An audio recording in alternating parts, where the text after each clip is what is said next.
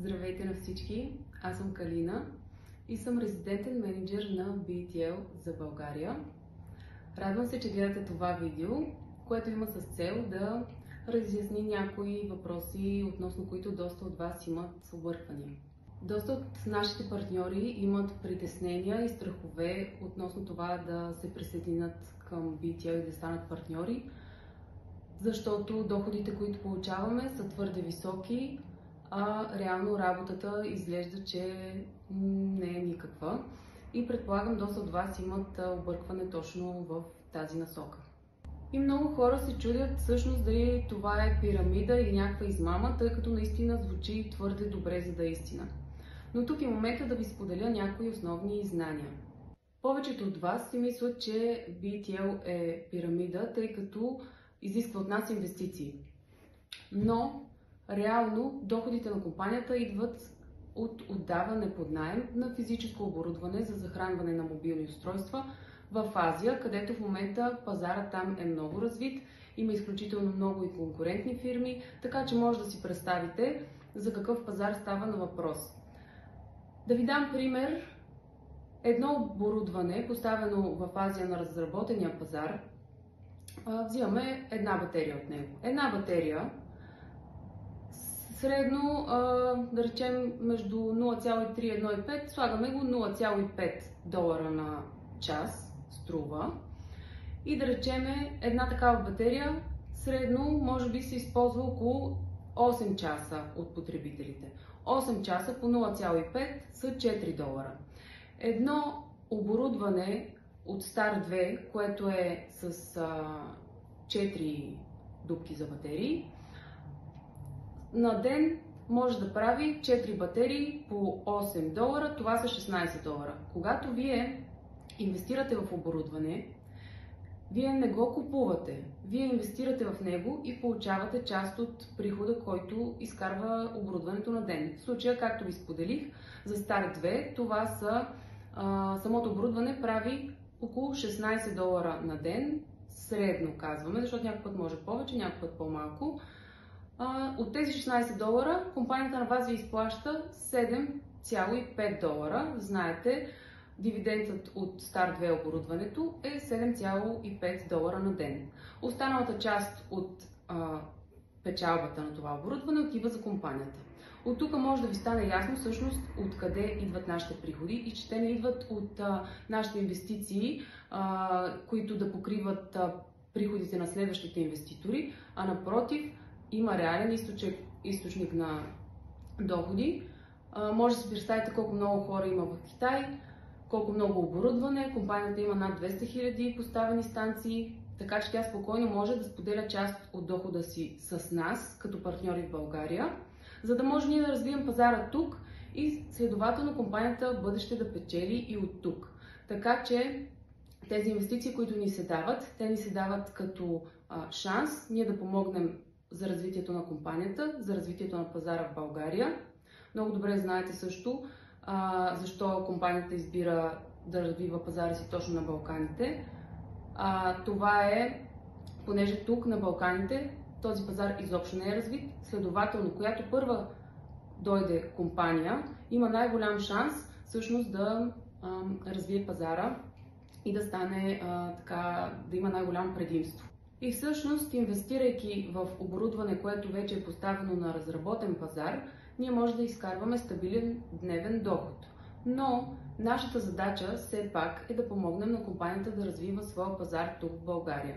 Не е достатъчно просто да си цъкаме устройството всеки ден и да печелим доход без нищо да правим, защото ако това е нашата идея, компанията реално няма нужда от нашето сътрудничество.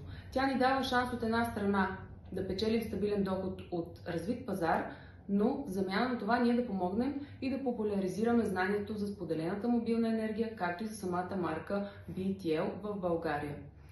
Затова компанията също дава и допълнителни стимули и награди, когато ние каним хора около нас да се присъединят в компанията.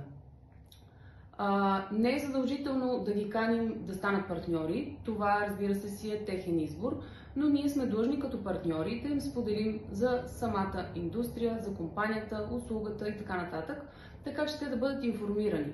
и в бъдеще, когато компанията постави оборудването си в България, те ще знаят как да го използват. Това е нашата задача. Да разпространим знанието за споделената мобилна енергия, колкото се може повече на всички хора около нас.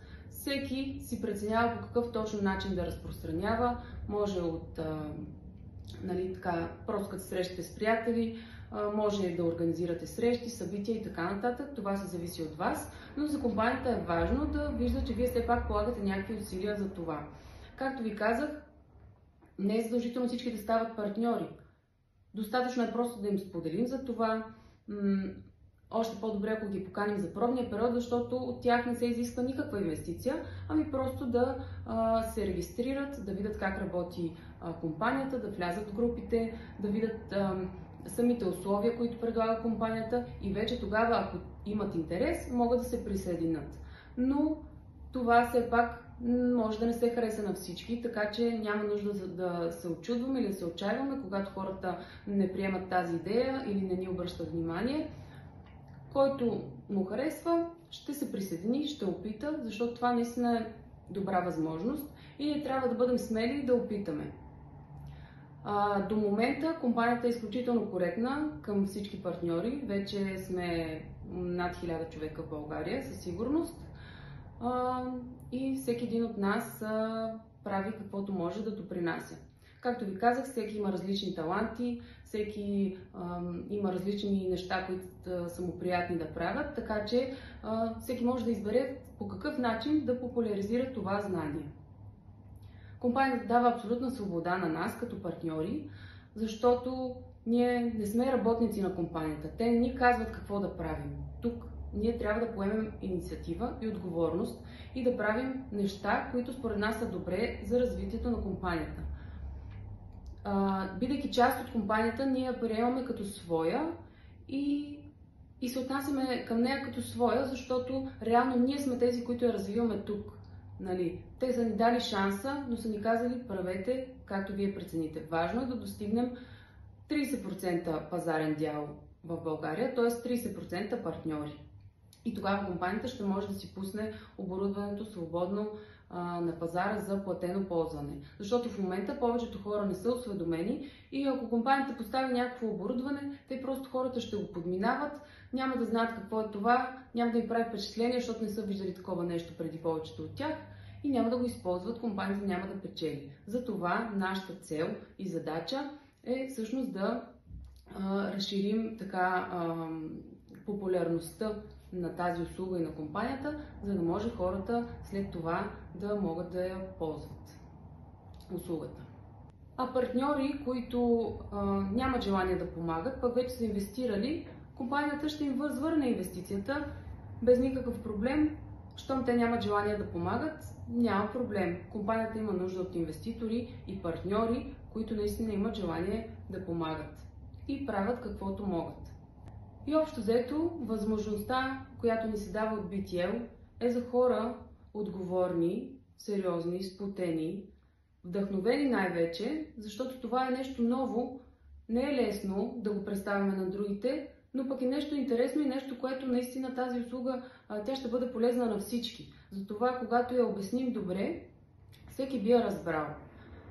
Така че ви пожелавам да бъдете по-смели, да следвате мечтите си, защото наистина дори в BTL всеки може да изяви своя талант, без значение какъв е, и да помогне за общото развитие на пазара. Защото, знаете, тук всички работим заедно. Всички сме в екипи, отделни, но в същото време всички сме в един голям екип. И всички работим заедно, за развиването на пазара на BTL. А пък BTL работи за нас и ни се отплаща за това. Най-хубавото е, че наистина, освен че помагаме на компанията, ние наистина помагаме на себе си по този начин и най-вече на хората около нас, защото всеки, който има желание, може да се присъедини и той също да си изкарва стабилен доход, но най-вече, че наистина всички тук работим заедно, атмосферата е изключително приятелска, позитивна, всички си помагаме, така че наистина за мен лично това е много по-ценно. Хората, които срещам покрай BTL всеки ден, с които общувам, на които мога да помогна, които и на мен ми помагат, Така че това, че получаваме финансови възнаграждения, да, много е добре, но знаете, че не всичко е на всяка цена.